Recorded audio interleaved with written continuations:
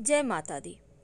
महाअष्टमी और महानवमी के दिन कुछ विशेष प्रयोग भी किए जाते हैं।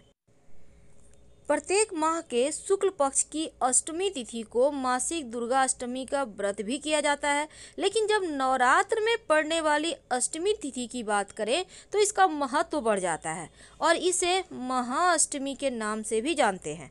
इस दिन मां आदि शक्ति के अष्टम स्वरूप देवी महागौरी का पूजन किया जाता है और महाअष्टमी तिथि पर जो लोग व्रत रखते हैं घरों में ही पूजा पाठ हवन भी करते हैं। वैसे तो महाअष्टमी तिथि को परम कल्याणकारी और यश बढ़ाने वाली, समृद्धि देने वाली तिथि मानी गई है। नवरात्र में माँ दुर्गा की आप विधिवत पूजा करते हैं तो आपके सभी कष्टों का नाश होता है, शत्रुओं पर आप विजय प्राप्त करते हैं, तंत्र मंत्र बाधाओं से मुक्ति मिलती है। इसके साथ ही अष्टमी तिथि पर शस्त्र पूजन भी किया जाता है। अब ज्योतिष में भी अष्टमी तिथि को जया तिथि कहा गया है क्योंकि इस तिथि पर किए गए कार्य सदैव पूर्ण होते हैं और यह तिथि खासकर जो आदि व्याधि है उसका भी नाश करने वाली है। तो इस बार दुर्गा अष्टमी 13 अक्टूबर बुधवार के दिन मनाई जाएगी। तो इस बार की जो अष्टमी तिथि है और नवमी तिथि दोनों ही खास है। लेकिन अगर हम नवमी तिथि की बात करें तो ये नवरात्र का आखिरी दिन है और इसको समस्त सिद्धि प्रदान करने वाली माँ सिद्धिदात्री का तिथि माना जाता है, उनकी पूजन किए जाते हैं। तो अष्टमी तिथि की तरह नवरात्र में नवमी तिथि का भी महत्व है। इस दिन माँ दुर्गा के 9 स्वरूपों की प्रतीक 9 कन्याओं को अपने घर में आमंत्रित करके पूजन किया जाता है और इसके साथ ही एक बालक को भी आमंत्रित किया जाता है जिसे बटुक भैरव या फिर लांगूर का स्वरूप माना जाता है। तो कन्या पूजन के साथ ही माँ दुर्गा को विदा कर दिया जाता है। तो इस बार अष्टमी और नवमी तिथि के दिन चावल और हल्दी का एक छोटा सा प्रयोग जरूर कीजिएगा ताकि जीवन में जो आपकी खुशियाँ कहीं खो गई हैं वो एक बार फिर से आपको वापस मिल जाए। बहुत सिंपल है, आइए जानते हैं विस्तार से। आप अपने घर में भले ही अखंड दीपक जला रहे हैं लेकिन सुबह शाम आप दिया बाती करने के लिए एक दिया तो जलाते होंगे। अब इस दीपक में एक छोटा सा प्रयोग करें 2 दिन, महाअष्टमी और महानवमी के दिन। आपके घर में स्थिर लक्ष्मी की आपको प्राप्ति होगी। एक तो जब आप दीपक जलाते हैं तो घी या तेल का जिसका भी आप मर्जी जलाइए, तिल का भी तेल का जला सकते हैं। लेकिन इस दीपक में ऐसा क्या डालें कि मन्नत पूरी होने लगे। देखिए, वैसे तो लौंग तो हर कोई डालता है, काली मिर्च भी डालता है, लेकिन एक छोटा सा प्रयोग लक्ष्मी को स्थिर करेगा।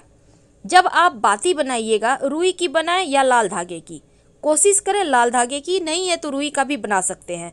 अब उसमें चावल का एक दाना, कम से कम एक दाना, एक चुटकी भी आप लग सकते हैं, हल्दी में उसको हल्का सा कलर कर लें चावल के दाने को और इसको दीपक के बाती के पास रखकर फिर दीपक जला दें सुबह शाम दोनों ही समय।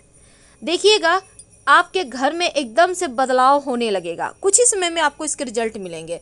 बहुत सिंपल है लेकिन ये स्थिर लक्ष्मी की प्राप्ति करवाएगा। अब चावल तो आपके घर में होगा ही, पूजा पाठ में यूज करने वाला चावल। आप चाहे तो एक कटोरी में थोड़ा सा मिक्स करके हल्दी के साथ रख लें और इसी से निकाल कर एक चुटकी प्रयोग करें। दूसरा प्रयोग, महाअष्टमी और महानवमी तिथि के दिन चावल को थोड़ा सा लेकर आप पानी में भिगो लें। अब इसको पीस लें, 1 घंटा में भिगो फूल जाएगा वो, तो उसको पीस लें, मिक्सी में भी पीस सकते हैं। हल्दी का पाउडर मिलाइए और इस घोल से अपने घर के मुख्य दरवाजे के बाहर की तरफ से चौखट में या तो ऊपर में बीचों बीच या दोनों साइड स्वस्तिक का निशान बनाइए चावल और हल्दी के घोल के मिश्रण से। और ये स्वस्तिक जब बनाइएगा तो स्वस्तिक के दोनों तरफ 2 खड़ी रेखाएं जरूर डालिएगा। वैसे तो षष्ठी तिथि के दिन चावल के घोल से न बनाकर आपको हल्दी से भी नहीं बनाना है, बल्कि आपको बनाना था सिंदूर तेल या सिंदूर घी मिक्स करके। लेकिन जब अष्टमी और नवमी तिथि हो जाए तब इस दिन चावल और हल्दी के घोल से ही बनाने का विधान है। ऐसा करने से जो आपने स्वस्तिक बाहर की तरफ से बनाया है, एक तो हल्दी नकारात्मक शक्तियों को भगाता है और जो चावल है वो लक्ष्मी को बुलाता है, यानी दरिद्रता बाहर और लक्ष्मी अंदर। तो ये प्रयोग आप दोनों तिथि में से किसी भी एक दिन कर लीजिए। और इस प्रयोग को आप जब बनाइएगा स्वस्तिक, तो बहुत बड़ा बड़ा मत बनाइएगा, कम से कम 9 अंगुल से छोटा ही हो तो अच्छा। छोटे छोटे सुंदर सुंदर 2 बना लें, दोनों तरफ चौखट में या फिर ऊपर में ठीक बीचों बीच। और अगर स्वस्तिक नहीं बना पा रहे हैं तो ओम का ही निशान बना लें। तो ये सिंपल सा प्रयोग है जो जीवन में खुशियों को बढ़ाएगा। लेकिन सबसे अंत में एक खास प्रयोग, आपकी मन्नत पूरी ही नहीं हो पा रही, दुख बढ़ता ही जा रहा, दुख कटता ही नहीं है, परेशान हो गया है कि दुख कटे तो कैसे। एक छोटा सा काम करें, जब आप घर की साफ सफाई कर लेते हैं तो पानी में थोड़ा सा हल्दी मिला लें, 1-2 चुटकी, और इस घोल से पूरे घर में छिड़काव करें हल्का सा, और बाकी बचा पानी किसी पौधे में डाल दें। दूसरा, आप एक और काम करें, जब सूर्य को जल अर्पित कीजिएगा तो लोटे में 1 चुटकी हल्दी के साथ 1 चुटकी चावल भी डालकर अर्पित कीजिएगा। इससे भी आपके 9 के 9 ग्रह मजबूत होते हैं। लेकिन जीवन में जब परेशानी बढ़ जाए, दुख कटे नहीं, तब एक छोटा सा काम, पास के किसी भी शिव जी के मंदिर में चले जाइए अष्टमी और नवमी तिथि के दिन, या फिर आप माँ दुर्गा के ही मंदिर में चले जाइए और जाकर एक छोटा सा काम करें। मंदिर के दीवार पर सिंदूर और घी या सिंदूर और तेल मिक्स करके, कोई भी तेल, या तो तिल का या फिर सरसों का, स्वस्तिक उल्टा बना दें। ये उल्टा स्वस्तिक है।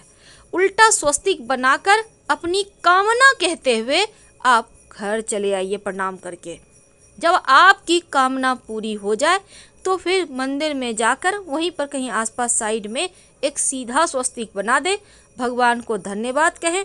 आप चाहें तो एक दीपक लगा दीजिएगा भगवान को धन्यवाद के स्वरूप में, और फिर घर चले आइए। आपके जीवन में जो भी समस्या होगी, जो परेशानी होगी, वो समाप्त हो जाएंगे।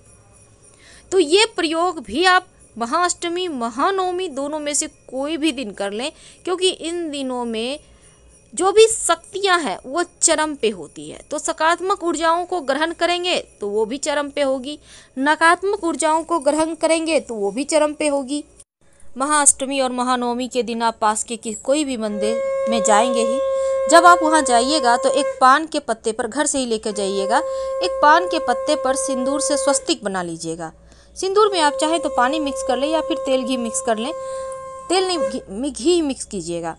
अब इस पर 2 लौंग रखकर, आप चाहें तो कुछ मिश्री के दाने रख दें और लौंग इलायची इस पान के पत्ते पर ही रखकर आप देवी माँ के मंदिर में जाकर वहाँ पर उनको भेंट कर दीजिएगा। जीवन की समस्त बाधाएं भी समाप्त होंगी और आपको आपके मनचाहा वरदान भी मिलेंगे। फिलहाल आपसे विदा लेंगे। हर हर महादेव। धन्यवाद।